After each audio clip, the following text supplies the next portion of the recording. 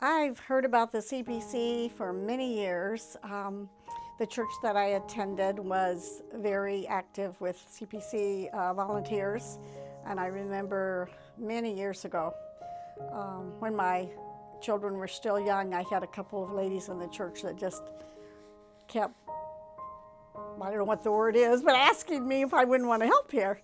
And I said, I would love to, but I can't right now because I'm really busy with my three children. So when our youngest daughter was a senior in high school, I started volunteering. So it's been many years ago.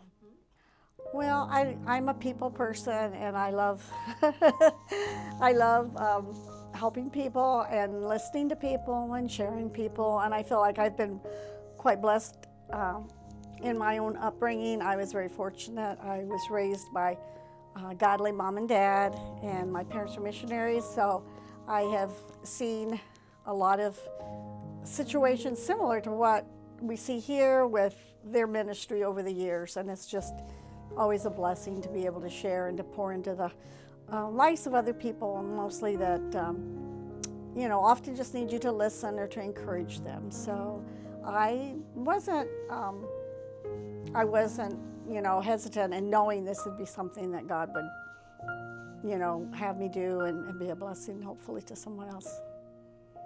I know it's just encouraging to walk the whole journey with them. I guess that's kind of been my favorite thing. Is there's been several that I've worked with for 25 weeks or more, and you can see a vast difference from when they first come in. And of course, it depends a lot of times if it's their first child or their third child, or where they are in their relationship with whether they're single, married. There's just a lot of variables there. So you just kind of walk through life with them, and wherever they're at, try to encourage them. Many of them come from some pretty tough home lives, and they really just need that.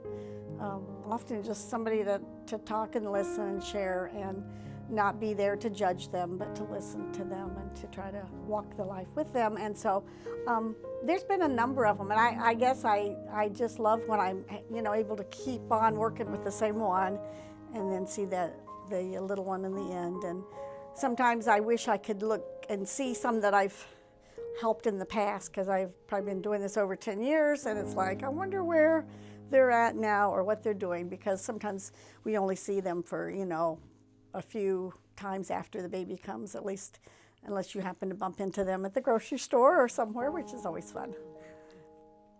There again, I would say it probably depends on where they're at.